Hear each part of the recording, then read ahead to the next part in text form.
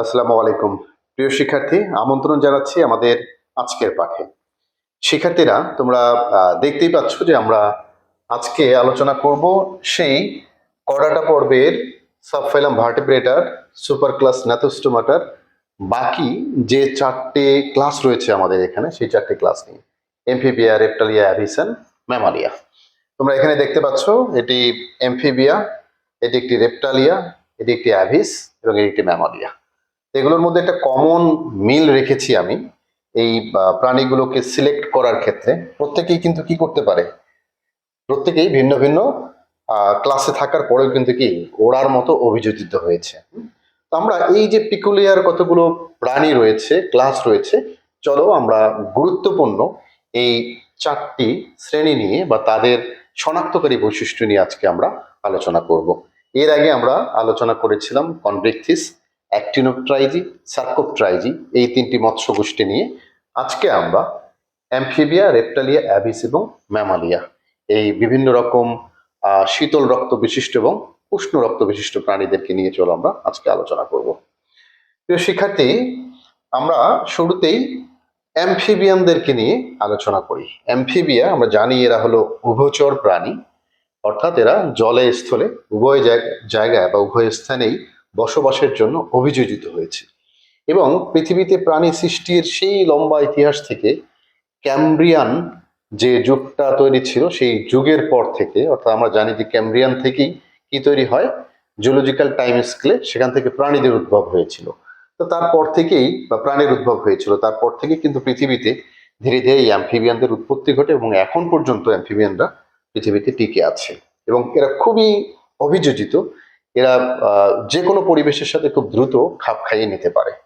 এই যে অ্যামফিবিয়া, এটা আমরা জানি এবং এদের কিছু ক্যারেক্টারিস্টিক্স আমরা জেনে নিই। অ্যামফিবিয়াদের এই যে ট্যাডপোল লার্ভা, ট্যাডপোল মানে কি ব্যাঙাচি, অ্যামফিবিয়ানদের এই যে ব্যাঙাচি অবস্থা হয় বা ট্যাডপোল লার্ভা অবস্থা, তারা কি করে, তারা ফুলকার সাহায্যে শ্বাসকার্য চালায় এবং যখন তারা অ্যাডাল্ট হয়ে যায় তখন তারা কি ফুসফুসের সাহায্যে তাদের শ্বাসকার্য সম্পন্ন করে থাকে এবং এদের কিছু ত্বকীয় শ্বসনও দেখা যায়। অর্থাৎ আমরা এখানে ক্যারেক্টার হিসেবে লার্ভা দশায় ফুলকা এবং পূর্ণাঙ্গ অবস্থায় ফুসফুস দ্বারা এরা কি করে শ্বসন কার্য চালিয়ে থাকে।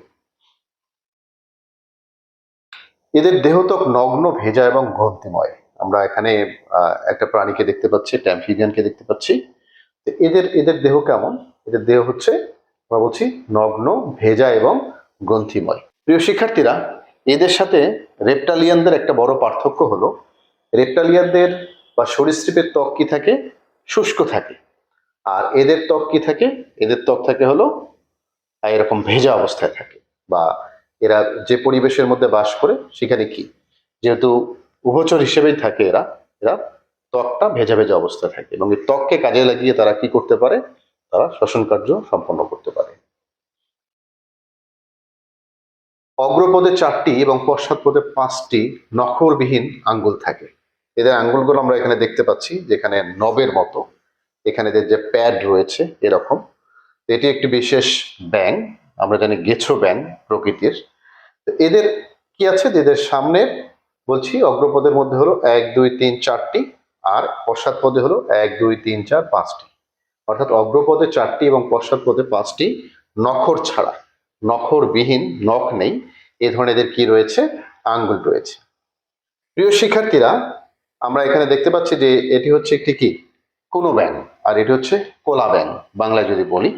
তো কুনো ব্যাঙের আগে নাম ছিল হলো বুফো মেলানস টিকটাস, এখন তার নাম পরিবর্তন করে হয়েছে যে দুত্রাফাইনার্স মেলানস টিকটাস, কুনো ব্যাঙ। আর আগে এটার নাম ছিল রানা টাইগ্রিনা, এখন এই কোলা ব্যাঙের নাম পরিবর্তন হয়েছে হ্যাপ্লোব্যাট্রাকাস টাইগেরিনাস। তো আমরা এগুলো উদাহরণ হিসেবে আমরা এই কুনো ব্যাঙ এবং কোলা ব্যাঙ এদের বৈজ্ঞানিক নাম জানলাম। শিক্ষার্থীরা, আমরা এবার দেখতে পাচ্ছি এগুলো সবই কোন শ্রেণীর প্রাণী, নিশ্চয়ই তোমরা বুঝতে পেরেছ। এখানে আমরা একটা ক্যামেলিয়নকে দেখতে পাচ্ছি, এখানে রয়েছে একটা ড্রাকো এবং এখানে রয়েছে কি একটা টর্টোইস। তাহলে এই যে বিভিন্ন রকম প্রাণীকুল রয়েছে এখানে, এই প্রাণীকুলগুলো সবাই রেপ্টালিয়ার অন্তর্গত, সরীসৃপ আহ, যে ক্লাসটা রয়েছে তার অন্তর্গত, এবং এরা সবগুলি কি করে, এরা বুককে ভর দিয়ে হাঁটে বিধায় এদের এরকম নামকরণ করা হয়েছে। এবং এদের যে ক্যারেক্টারিস্টিক, চলো আমরা দেখে নেই। আমরা এমফিবিয়ানদের ক্যারেক্টারিস্টিক দেখলাম, আমরা এখানে একটা ক্রোকোডাইলকে দেখতে পাচ্ছি। তার ত্বকটা দেখলেই আমরা বুঝতে পারছি কি এখানে দেহত্বক শুষ্ক এবং এপিডার্মিস নিঃসৃত আইস বা শক্ত প্লেট দ্বারা আবৃত থাকে। এরা এটা স্কেলাস, এদের স্কিনটা হচ্ছে কি স্কেলাস, তাহলে এগুলো শক্ত প্লেট দ্বারা আবৃত অবস্থায় থাকে এদের দেহত্বক। এরপর আমরা এখানে একটা ক্যামেলিয়নকে দেখছি। এই ক্যামেলিয়ন কি করতে পারে তোমরা জানো? ক্যামেলিয়নের কি একটা থ্রোয়িং জিহবা থাকে, এবং অনেক সরীসৃপের এইরকম থ্রোয়িং জিহবা আছে। এই থ্রোয়িং জিহবা গুলো থ্রো করে বিভিন্ন দূর থেকে বিভিন্ন পতঙ্গকে, খাবারকে তারা ধরে নিয়ে আসতে পারে। এই ক্যামেলিয়নের ক্ষেত্রে দেখো এদের এই হাতের দিকে এবং পায়ের দিকে লক্ষ্য করো, অগ্রপদ এবং পশ্চাৎপদ। এদের এখানে দেখো এগুলো নখরযুক্ত আঙ্গুল আছে। এদের এই আঙ্গুলগুলো কিরকম? নখরযুক্ত।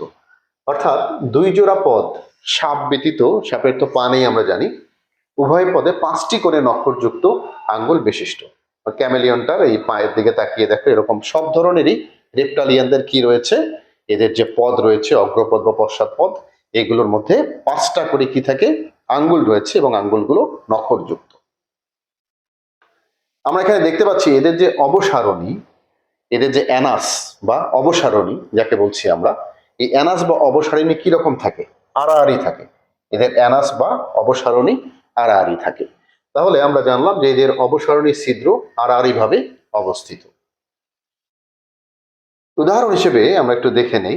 আমরা এখানে হেমিডেকটাইলাস ফ্রেনাটাসকে আমরা দেখতে পাচ্ছি, এবং পাশে কে রয়েছে? ড্রাকো, ড্রাকো ভলান্স, ড্রাকো ভলান্স এবং হেমিডেকটাইলাস ফ্রেনাটাস।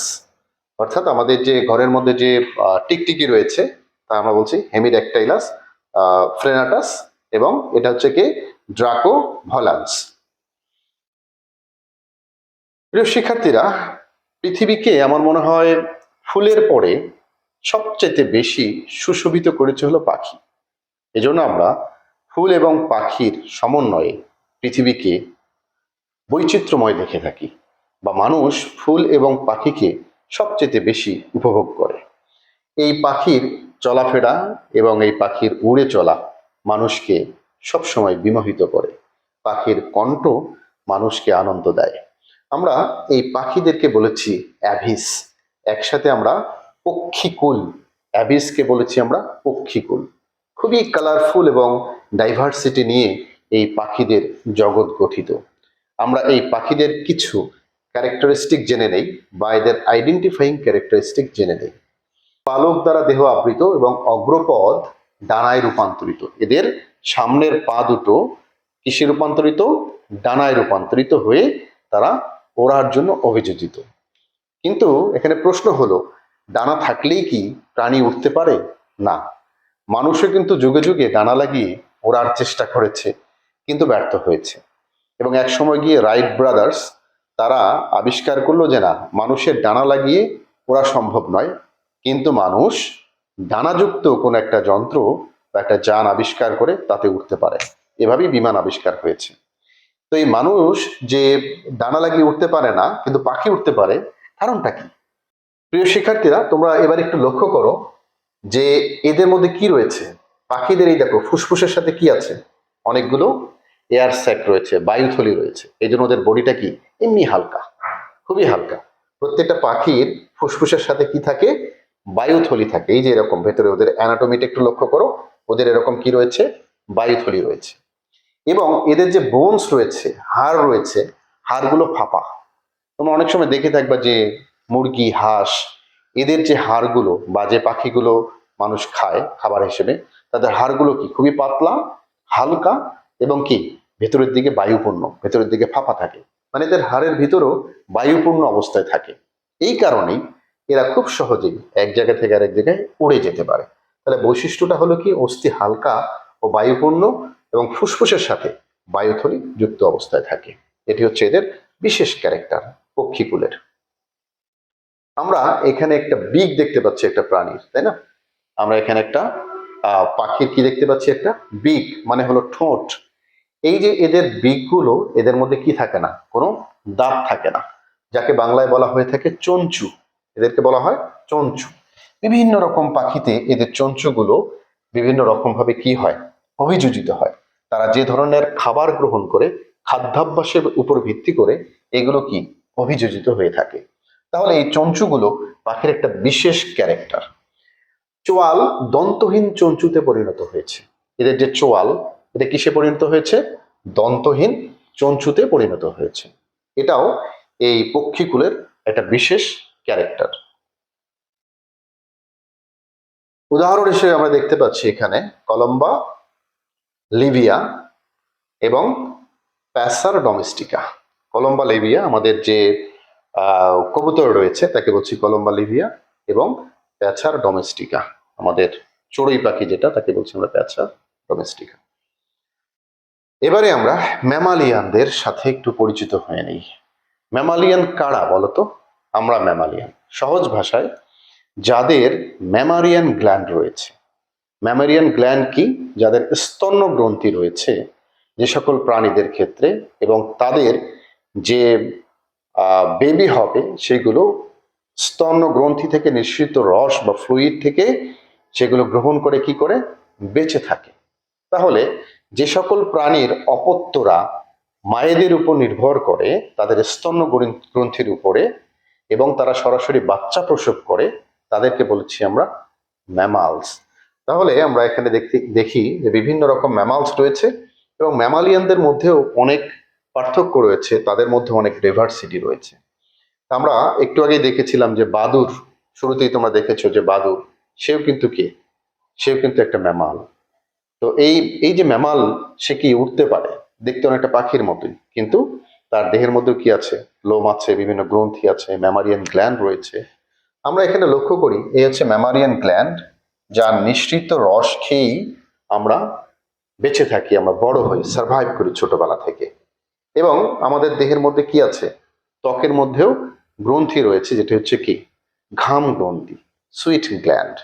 আর এক ধরনের গ্রন্থি রয়েছে, সেটি হচ্ছে কি সিবেসিয়াস গ্ল্যান্ড, বা এখান থেকে নিঃসৃত যে তৈলাক্ত উপাদান তাকে বলি সিবাম। অনেক সময় আমাদের ত্বকের মধ্যে কি হয়, তৈলাক্ত তৈলাক্ত ভাব চলে আসে। এই যে তেলের মতো যে ভাবটা চলে আসে, এই গ্ল্যান্ড থেকে নিঃসৃত রস তাকে বলছি আমরা যে সিবাম বলে থাকি আমরা। তাহলে সেবাসিয়াস গ্রন্থি, ঘর্ম গ্রন্থি বা সুইট গ্ল্যান্ড এবং স্তন্য গ্রন্থি, এগুলো গ্রন্থিগুলো কোথায় থাকবে? এই গ্রন্থিগুলো হলো তাদের একটা বিশেষ বৈশিষ্ট্য। এবার আমরা ম্যামালিয়ানদের আর একটা বৈশিষ্ট্য দেখি। এদের কি রয়েছে? ডায়াফ্রাম রয়েছে। এদের ফুসফুস এর নিচে কি থাকে? শক্ত ডায়াফ্রাম রয়েছে, পেশিবহুল ডায়াফ্রাম রয়েছে। বক্ষ গহ্বর, এখানে বক্ষ গহ্বর, থোরাসিক কেজ এবং অ্যাবডোমিনাল কেজ, দুটো কেজ, থোরাসিক্স এবং অ্যাবডোমিনাল, এই দুটোর মাঝখানে কি থাকে? মধ্যবর্তী স্থানের মধ্যে পেশিবহুল একটা ডায়াফ্রাম বা মধ্যচ্ছদা উপস্থিত থাকে, যেটা আমাদের শ্বাস প্রশ্বাসের ক্ষেত্রে কি করে সহায়তা করে থাকে। ডায়াফ্রামের ওঠা এবং নামার ফলেই আমাদের প্রশ্বাস এবং শ্বাস এই দুটো ঘটনা ঘটে। তাহলে এটি আরেকটি বৈশিষ্ট্য ম্যামালিয়ানদের ক্ষেত্রে। ম্যামালিয়ানদের আরেকটা বৈশিষ্ট্য দেখে নেই, চোয়ালে বিভিন্ন প্রকার দাঁত থাকে। আমরা যেমন দেখেছিলাম যে অ্যাভিসদের ক্ষেত্রে চোয়াল কিসে পরিণত হয়? বিগ বা চঞ্চুতে পরিণত হয়। আর যারা ম্যামালসদের ক্ষেত্রে কি থাকে? চোয়ালে বিভিন্ন প্রকার দাঁত থাকে। যারা কার্নিভোরাস মানে যারা মাংসাশী, তাদের দাঁতের প্রকৃতি একরকম। যারা অমনিভোরাস মানে সব খায়, তাদের দাঁতের প্রকৃতি একরকম। এবং যারা হার্বিভোরাস, যারা শাক সবজি লতা পাতা এগুলো খায়, মানে ঘাস টাস খায়, এগুলো তাদের দাঁতের প্রকৃতি একরকম। তার মানে একটা হিংস্র প্রাণী এবং একটি শাকাশী প্রাণী, তাদের মধ্যে এই দাঁতের পার্থক্যের মধ্যেও আমরা ম্যামালসদেরকে দেখে থাকি। আবার যারা অমনিভোরাস, সবকিছু খায়, তাদের দাঁতের মধ্যে একটা বিশেষ পার্থক্য রয়েছে। চলো আমরা দেখে নিই কারা কেমন। এখানে দেখো যে আমরা হিউম্যান, আমাদের মধ্যে কয় ধরনের দাঁত আছে? 4 ধরনের দাঁত আছে। আমরা জানি আমাদের হলো molar teeth, premolar teeth, incisor teeth, canine teeth. 4 ধরনের দাঁত থাকে আমাদের। আমাদের উপরের এবং নিচের পাটিতে এরকম 16টি 4 ধরনের দাঁত রয়েছে। এরা হচ্ছে হার্বিভোর, এরা হার্বিভোরাস। হার্বিভোরাসের দাঁতগুলো একটু ভালো করে লক্ষ্য করি আমরা, এগুলো কেমন? এগুলো একই রকম, এরা ঘাস খাওয়ার জন্য, লতা পাতা খাওয়ার জন্য এদের দাঁতগুলো এমন। আমরা গরু, ছাগল, ভেড়া এদেরকে আমরা দেখে থাকি, হরিণ, এরা কেমন? এরা হচ্ছে হার্বিভোরাস। এবার হচ্ছে যে অমনিভোরাস। অমনিভোরাস কারা? এরা সবই খায়, যা পায় তাই খায়।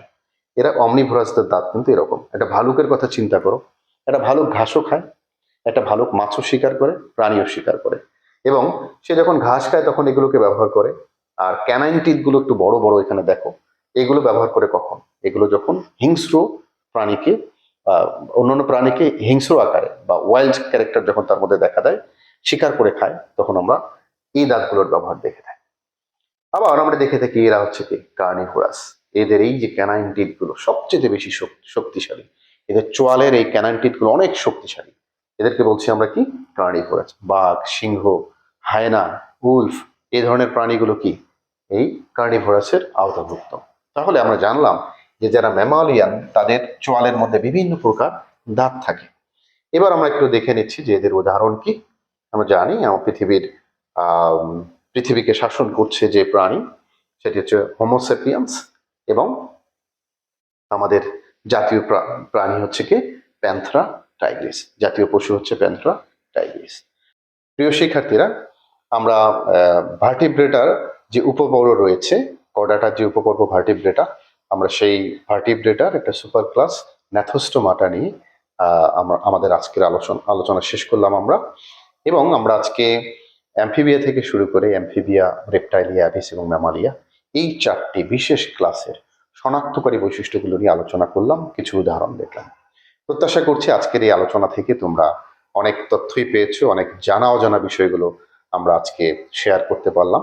প্রিয় শিক্ষার্থী, সকলের সর্বাঙ্গীন মঙ্গল কামনা করে এবং চ্যানেলটি সাবস্ক্রাইব করার প্রত্যাশায় এখানে শেষ করছি। ধন্যবাদ।